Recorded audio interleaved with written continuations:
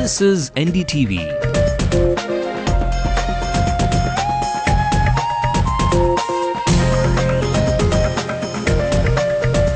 And you're watching Ndtv-Hindu.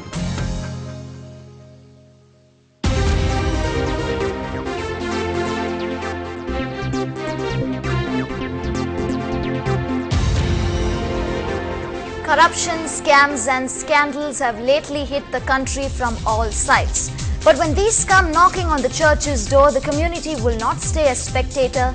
They are demanding for stringent laws to protect their properties and assets. A convention in the city this evening brought this battle for transparency to light. Good evening, this is our big focus tonight on Ndtv-Hindu. I'm Divya, and joining me on the show from our Hindu studios are Mr. Luis Menezes and Mr. Deva Sahayam. There's plenty making news at 8. Before we get you all that in detail, let's take a look at the headlines now. Government files affidavit on behalf of the Prime Minister in the Spectrum scam, denies any inaction in dealing with the Subramanian Swamy's letters.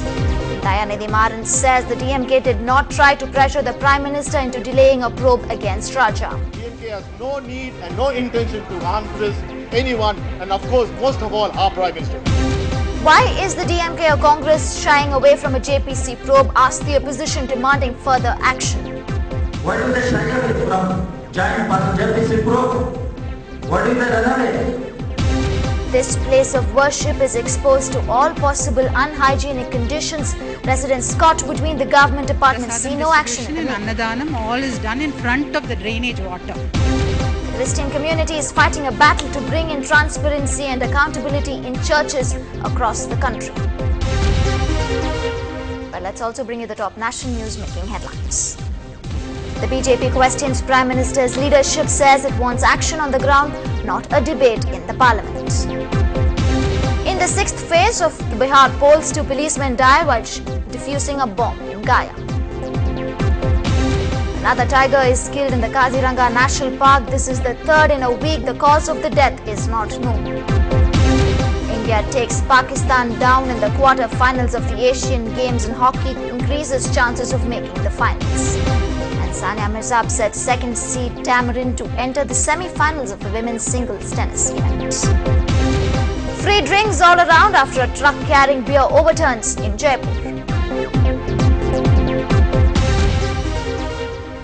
Well, an affidavit on behalf of Prime Minister Manmohan Singh was filed in the Supreme Court today, which rejected the charge of inaction on the part of his office in dealing with the request of a sanction by Subramanian Swamy for prosecution of the former Telecom Minister A. Raja in the 2G spectrum issue. The 11-page affidavit lists how Swamy's letters were adequately dealt with by the Prime Minister's office. And Prime Minister Manmohan Singh broke his silence on this 2G scam at the Hindustan Times Leadership Summit. When asked about the impause in the Parliament over the Spectrum scam, the Prime Minister said, and I quote, "I would appeal to let Parliament do its work. We are ready to discuss all issues. We are not afraid of discussion. On the 2G issue, the Parliament is in session and I can't make a detailed statement. But various aspects are being looked into by the investigating agencies. There should be no doubt in anybody's mind that if any wrongdoing has happened, he or she will be brought to book. But for that to happen, we have to allow the Parliament to function." Well, the 2G telecom corruption row appears to be widening.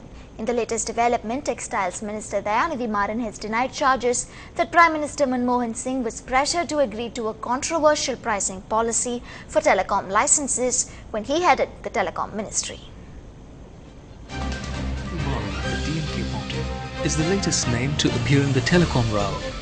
The Textile Minister strongly denied media reports that he forced Prime Minister Manmohan Singh in a letter to agree to a controversial pricing policy for 2G spectrum licenses when he was Telecom Minister.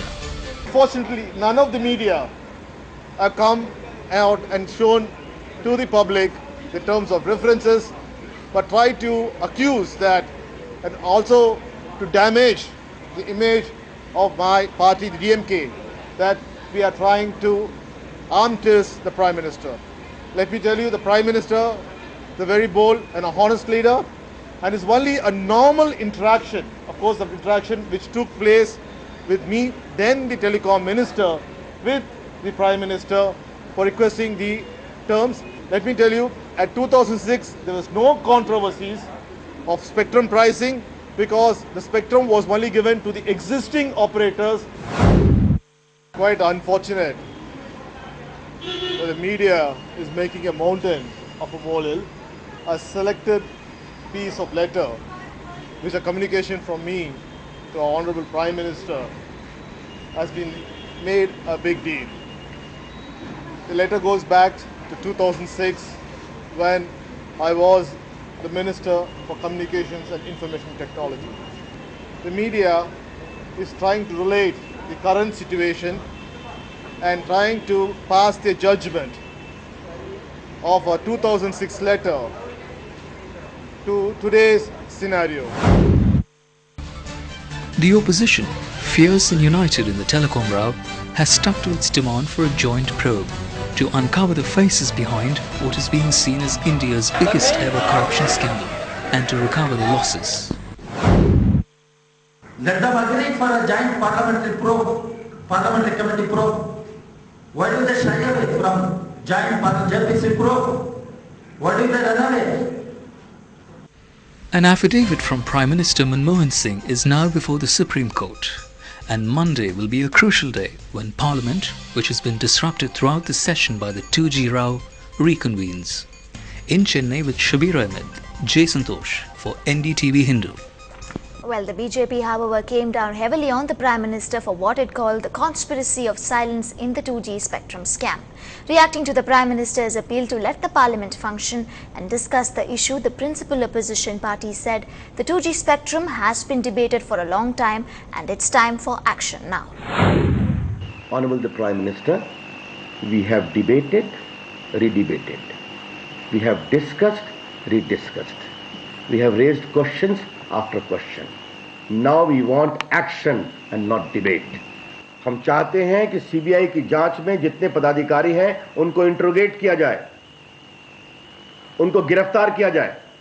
We would like Mr. Raja to also to be interrogated and arrested, and all the beneficiaries, including all the patrons of Mr. Raja at the various levels of the government, also must be, their role must be properly investigated.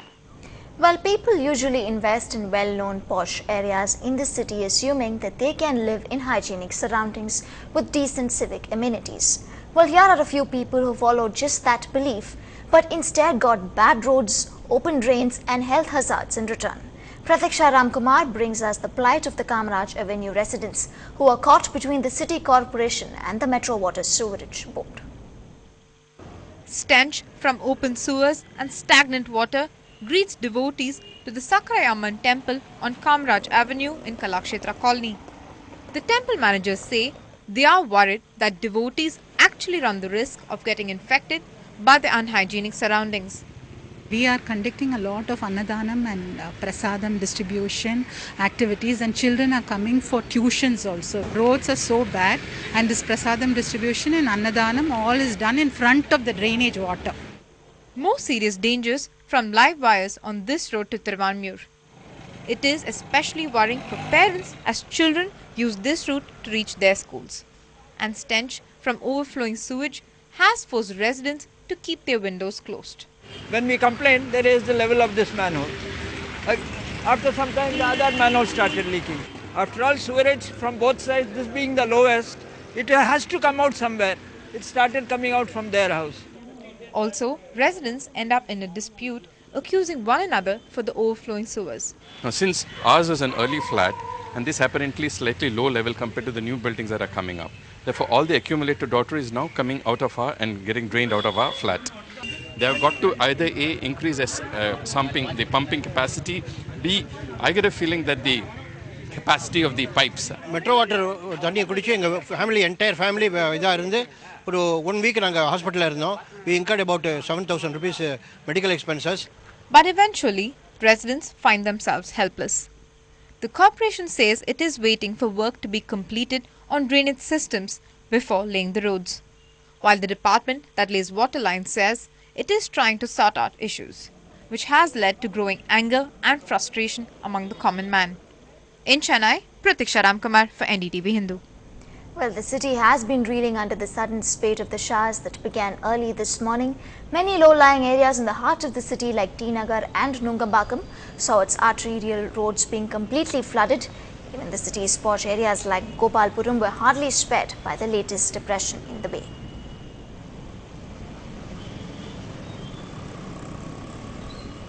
Well, still ahead on Headlines Now, here is a community who is seeking a law to protect themselves against corruption.